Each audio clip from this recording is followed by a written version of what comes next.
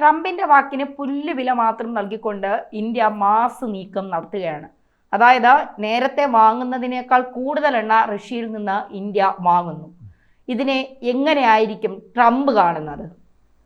ഏതായാലും ട്രംപിന്റെ ഭീഷണി അല്ലെങ്കിൽ അത്തരം ഒരു സമീപനം ഇന്ത്യ ആ ഒരു വിലയിൽ പുല്ലുവില കൽപ്പിക്കുക എന്നുള്ളത് തന്നെയാണ് ഇപ്പോഴത്തെ ഒരു തീരുമാനം എന്നാണ് നമ്മൾ മനസ്സിലാക്കേണ്ടത്. നേരത്തെ ചില വാർത്തകൾ വന്നിരുന്നു. ഇന്ത്യയുടെ ചില പൊതുമേഖലാ എണ്ണ കമ്പനികൾ Bharat petroleum corporation, Indian oil corporation തുടങ്ങിയവയെല്ലാം റഷ്യയിൽ നിന്നുള്ള എണ്ണ വാങ്ങുന്നത് താൽക്കാലികമായി നിർത്തിവെച്ചു എന്നുള്ള വാർത്തകൾ വന്നിരുന്നു. പക്ഷേ ഇപ്പോൾ വരുന്ന വാർത്തകൾ പ്രകാരം അതിന് നേരെ ഘടകവിരുദ്ധമായിട്ടാണ് കാര്യങ്ങൾ നടക്കുന്നത്. കൃത്യമായി പറഞ്ഞാൽ ഇന്ത്യ റഷ്യയിൽ നിന്ന് എണ്ണ വാങ്ങുന്നത് കുറയ്ക്കുകയല്ല ചെയ്തത്, കൂട്ടുകയാണ് ചെയ്തത് എന്നുള്ള വിവരങ്ങളാണ് ഇപ്പോൾ പുറത്തു വരുന്നത്. പുതിയ റിപ്പോർട്ടുകൾ പ്രകാരം റഷ്യയിൽ നിന്ന് ഇന്ത്യ പ്രതിദിനം വാങ്ങുന്ന എണ്ണ, ക്രൂഡ് ഓയിലിൻ്റെ അളവെന്ന് പറയുന്നത് പ്രതിദിനം 20 ലക്ഷം ബാരൽ ക്രൂഡ് ഓയിലാണ് ഇപ്പോൾ റഷ്യയിൽ നിന്ന് വാങ്ങുന്നത്. ഇത് ഇപ്പോൾ നടന്നുകൊണ്ടിരിക്കുന്ന ഓഗസ്റ്റിലെ കണക്കാണ്. എന്നാൽ കഴിഞ്ഞ മാസം ജൂലൈയിലെ കണക്ക് പ്രകാരം ഇത് 16 ലക്ഷമായിരുന്നു.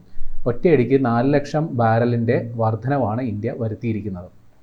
ഈ ട്രെൻഡ് തുടരാനാണ് സാധ്യത. കാരണം സാഹചര്യം അനുകൂലമാണ് എന്നുള്ളതാണ് ഇന്ത്യൻ എണ്ണ കമ്പനികൾ വിലയിരുത്തുന്നത്. അതുകൊണ്ട് തന്നെ ഏറ്റവും കുറഞ്ഞ വിലയ്ക്ക് എവിടെ നിന്ന് കിട്ടുന്നോ അവിടെ നിന്ന് പരമാവധി ഇന്ധനം വാങ്ങണം എന്നുള്ള സാമാന്യമായ വിപണി തന്ത്രം അതുതന്നെയാണ് ഇപ്പോൾ ഇന്ത്യൻ പൊതുമേഖലാ എണ്ണ കമ്പനികൾ സ്വീകരിച്ചിരിക്കുന്ന നടപടി. നമുക്കറിയാം, ഉക്രൈനിൽ റഷ്യ സമ്പൂർണമായ സൈനിക അധിനിവേശം തുടങ്ങിയത് 2022 ഏതാണ്ട് ഫെബ്രുവരിയോടുകൂടിയാണ്. അപ്പോഴാണ് ഈ റഷ്യക്കെതിരെ അമേരിക്കയും അമേരിക്കയുടെ ഐക്യനാടുകളും ചേർന്ന് ഉപരോധം പ്രഖ്യാപിച്ചത്. അപ്പോൾ ഇതോടുകൂടിയാണ് റഷ്യക്ക് മറ്റ് വിപണികളിൽ അവരുടെ എണ്ണ വിൽക്കാൻ പറ്റാത്തൊരു സാഹചര്യം വന്നു. ഈ അവസരം മുതലാക്കിയാണ് ഇന്ത്യ റഷ്യയിൽ നിന്ന് എണ്ണ വാങ്ങാൻ തുടങ്ങിയത്.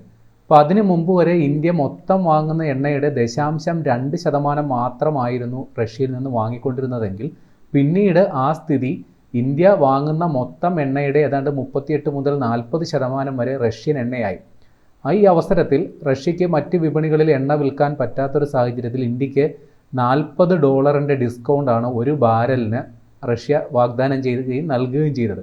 പിന്നീട് അത് ലോപിച്ച് ഒരു ബാരലിന് $1.50, അതായത് പറയണമെങ്കിൽ 1.5 രൂപ, ₹1.50 എന്നൊക്കെ വേണമെങ്കിൽ പറയില്ലേ, അതേപോലെ വെറും $1.50 ഡിസ്കൗണ്ടാണ് കുറച്ച് ദിവസം മുമ്പ് ഉണ്ടായിരുന്നത്. പക്ഷേ അമേരിക്ക ഇത്തരത്തിൽ ഇന്ത്യക്കെതിരെ 25% നികുതി റഷ്യൻ എണ്ണയുടെ പേരിൽ മാത്രം ചുമത്തിയപ്പോൾ റഷ്യ തന്ത്രപരമായൊരു സമീപനം സ്വീകരിച്ചു. അവരുടെ ഈ ഡിസ്കൗണ്ട് $1.50 എന്നുള്ളത് $2 വർദ്ധിപ്പിച്ചു.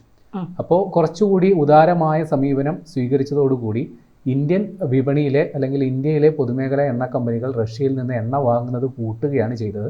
അപ്പോൾ പെട്ടെന്ന് നമുക്ക് തോന്നും ഇത് കഴിഞ്ഞ ജൂണിലോ ജൂലൈയിലോ വാങ്ങിയ എണ്ണ ആയിരിക്കുമല്ലോ ഇപ്പോൾ കപ്പൽ മാർഗമാണല്ലോ എത്തുക. അത് ഗതാഗതം കടലിലൂടെ യാത്ര ചെയ്ത് ഓഗസ്റ്റിൽ ഇപ്പോൾ എത്തിയത് കൊണ്ടായിരിക്കാം ഈ വർധനവ്. അല്ല,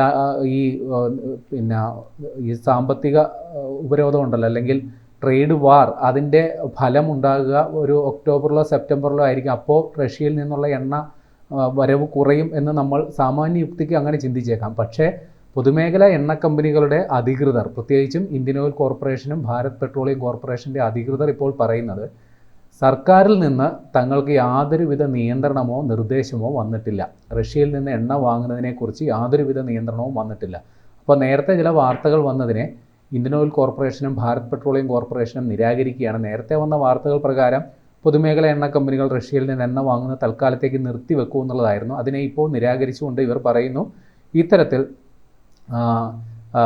റഷ്യയിൽ നിന്നുള്ള എണ്ണ വാങ്ങൽ വല്ലാണ്ട് കൂട്ടാനാണ് സാധ്യത എന്നുള്ളൊരു റിപ്പോർട്ടുകളാണ് വന്നത്. ഇന്ത്യൻ ഓയിൽ BPCLൻ്റെ ഒരു പ്രസ്താവനയാണ് നമ്മളിപ്പോൾ ശ്രദ്ധിക്കേണ്ടത്.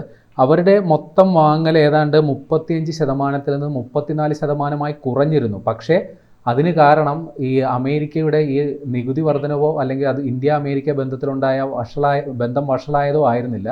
റഷ്യ അവരുടെ ഡിസ്കൗണ്ട് $1.50 കുറച്ചതുകൊണ്ടാണ് നേരിയ തോതിൽ അവർ നേരത്തെ എണ്ണ വാങ്ങുന്നത് കുറച്ചത്. അല്ലാണ്ട് യാതൊരുവിധ ഇടപെടലും ഉണ്ടായില്ല. പക്ഷേ ഇപ്പോൾ ആ ഡിസ്കൗണ്ട് പുനഃസ്ഥാപിച്ച് വീണ്ടും അത് വർദ്ധിപ്പിക്കുമ്പോൾ തീർച്ചയായിട്ടും ഭാരത് പെട്രോളിയം കോർപ്പറേഷൻ കൂടുതൽ എണ്ണ വാങ്ങാൻ തന്നെയാണ് സാധ്യത. നിലവിൽ ഏതാണ്ട് ഒരു ബാരൽ ക്രൂഡ് ഓയിലിന് 62.8 ഡോളർ ആണ് വില. അത് ഓരോ ദിവസവും അങ്ങോട്ടും ഇങ്ങോട്ടും മാറും. അപ്പോൾ ഇന്ത്യക്ക് അതിൽ നിന്ന് ഏതാണ്ട് $2 ആനുകൂല്യം ഇളവ് കിട്ടുമെന്നുള്ളതാണ്. ഈ $2 എന്ന് പറയുമ്പോൾ നമ്മൾ അത്രയ്ക്കങ്ങ് നിസ്സാരമായി കരുതണ്ട. കാരണം പ്രതിദിനം ഏതാണ്ട് 20 ലക്ഷം ബാരൽ എന്ന് പറയുമ്പോൾ ആ 20 ലക്ഷം ബാരലിനെ $2 കൊണ്ട് ഗുണിച്ചാൽ എത്രയാണോ കിട്ടുന്നത് അത്രയും സാമ്പത്തിക ലാഭമാണ് ഇന്ത്യക്ക് റഷ്യയിൽ നിന്ന് എണ്ണ വാങ്ങുന്നത് കൊണ്ട് കിട്ടുന്നത് എന്നുള്ളതാണ്. അതേസമയം തന്നെ ഇന്ത്യ പരമ്പരാഗതമായി എണ്ണ വാങ്ങിക്കൊണ്ടിരുന്ന മറ്റ് ചില രാജ്യങ്ങളുണ്ട്. കൃത്യമായി പറഞ്ഞാൽ സൗദി അറേബ്യയും അതേപോലെ ഇറാഖും. അവിടെ നിന്നുള്ള എണ്ണ വാങ്ങുന്നത് തൽക്കാലത്തേക്ക് ഇത്തിരി കുറവ് വരുത്തിയിട്ടുണ്ട്. ഇറാഖിൽ നിന്ന് കഴിഞ്ഞ ജൂലൈയിൽ വാങ്ങിയ എണ്ണ പ്രതിദിനം 9,70,000 ബാരലായിരുന്നു. അതിപ്പോൾ റഷ്യൻ എണ്ണ കൂടുതലായിട്ട് വാങ്ങുന്നത് കൊണ്ട് അതിൽ കുറവ് വരുത്തി. ഇറാഖിൽ നിന്ന് ഇപ്പോൾ വാങ്ങുന്നത് പ്രതിദിനം 7,30,000 ബാരൽ എണ്ണയാണ്. അതേസമയം സൗദി അറേബ്യയിൽ നിന്ന് നേരത്തെ കഴിഞ്ഞ മാസം 7 ലക്ഷം ബാരൽ എണ്ണയാണ് വാങ്ങിയിരുന്നതെങ്കിൽ ഇപ്പോൾ അത് പ്രതിദിനം 5,26,000 ബാരലായിട്ട് കുറയുകയും ചെയ്തിട്ടുണ്ട്. അപ്പോൾ ഇന്ത്യയെ സംബന്ധിച്ച് ഇന്ത്യയുടെ ഊർജ്ജ ആവശ്യങ്ങൾക്ക്, പ്രത്യേകിച്ച് എണ്ണ ആവശ്യങ്ങൾക്ക് ഏറെക്കുറെ നമ്മൾ മറ്റ് രാജ്യങ്ങളെ ആശ്രയിക്കേണ്ട ഒരു സ്ഥിതിയുണ്ട്. മൊത്തം ആവശ്യത്തിൻ്റെ 86% നമ്മൾ ഇറക്കുമതി ചെയ്യുകയാണ്. അതുമാത്രമല്ല, ഇന്ത്യ ഒരു വികസ്വര രാഷ്ട്രമാണ്. മറ്റ് സമ്പന്ന രാഷ്ട്രങ്ങളെ പോലെ റഷ്യയിൽ നിന്ന് എണ്ണ കിട്ടാത്തത് കൊണ്ട് മറ്റ് രാജ്യങ്ങളിൽ പോയി വില കൂടിയ എണ്ണ വാങ്ങാനായിട്ട് ഇന്ത്യക്ക് താല്പര്യമില്ല. ഈ കാര്യം ഇന്ത്യ കൃത്യമായി അറിയിക്കുകയും ചെയ്തതാണ്. അപ്പോൾ ഇന്ത്യയെ സംബന്ധിച്ച് ഇന്ത്യയിലെ ജനങ്ങളുടെ താല്പര്യാർത്ഥം വില കുറഞ്ഞ രീതിയിൽ എണ്ണ കിട്ടുന്നത് എവിടെ നിന്നാണോ അവിടെ നിന്ന് വാങ്ങുക എന്നുള്ളൊരു നയമാണ് ഇന്ത്യ സ്വീകരിച്ചതെന്ന് ഇന്ത്യ കൃത്യമായി നിലപാട് അറിയിച്ചിട്ടുണ്ട്. അതുമാത്രമല്ല, ഇപ്പോൾ അമേരിക്ക റഷ്യ സംഘർഷം അത്തരം രാഷ്ട്രീയ താല്പര്യങ്ങൾ തങ്ങളുടെ പിന്നിൽ റഷ്യയിൽ നിന്ന് എണ്ണ വാങ്ങുന്നതിൻ്റെ പേരിൽ ഏതെങ്കിലും തരത്തിലുള്ള രാഷ്ട്രീയ താല്പര്യങ്ങളില്ല. മൊത്തത്തിൽ വിപണി അധിഷ്ഠിതമായ ഒരു വ്യാപാര തന്ത്രമാണ് ഇന്ത്യ ഇക്കാര്യത്തിൽ സ്വീകരിച്ചത് എന്നുള്ള കാര്യം ഇന്ത്യ പലപ്പോഴും വ്യക്തമാക്കിയിട്ടുണ്ട്. പക്ഷേ അമേരിക്ക മാത്രമാണ് ഇക്കാര്യം ഇപ്പോഴും സമ്മതിച്ചു തരാത്തത്. ഒടുവിൽ പുടിൻ അമേരിക്കയിലെത്തി ട്രംപിനെ കാണാൻ വന്ന സമയത്ത് പോലും ഡൊണാൾഡ് ട്രംപ് പറഞ്ഞത് ഇന്ത്യക്കെതിരെ ചുമത്തിയ വ്യാപാര യുദ്ധം അല്ലെങ്കിൽ അധിക തീരുവ അതാണ് വാസ്തവത്തിൽ പുടിനെ അമേരിക്കയിൽ എത്തിച്ചത് എന്നുപോലും ഡൊണാൾഡ് ട്രംപ് പ്രസ്താവിച്ചിരുന്നത്. അതിന് കാരണം ഇന്ത്യയാണ് റഷ്യൻ എണ്ണയുടെ ഏറ്റവും വലിയ രണ്ടാമത്തെ ഉപഭോക്താവ്, ചൈനയാണ് ഒന്നാമത്തെ. അപ്പോൾ ചൈനയും ഇന്ത്യയും ആ ഒരു രണ്ട് ഏറ്റവും വലിയ കസ്റ്റമേഴ്സ് റഷ്യക്ക് നഷ്ടമാകുന്നൊരു സാഹചര്യം അത് റഷ്യയെ വലിയ സമ്മർദ്ദത്തിലാക്കും. ഈ ഒരു ഭയത്താലാണ് വ്ളാഡിമിർ പുടിൻ അമേരിക്കയിലെത്തി ട്രംപുമായി കൂടിക്കാഴ്ച നടത്തിയത് എന്നുള്ള രീതിയിലാണ് ഡൊണാൾഡ് ട്രംപ് നേരത്തെ പ്രസ്താവന നടത്തിയത്. പക്ഷേ ഇക്കാര്യത്തിൽ ഇന്ത്യ കൃത്യമായൊരു നിലപാടെടുത്തിരിക്കുന്നു. അത്തരത്തിൽ ട്രംപിൻ്റെ യാതൊരു ഭീഷണിക്കും നമ്മളിപ്പോൾ വില കൽപ്പിക്കുന്നില്ല.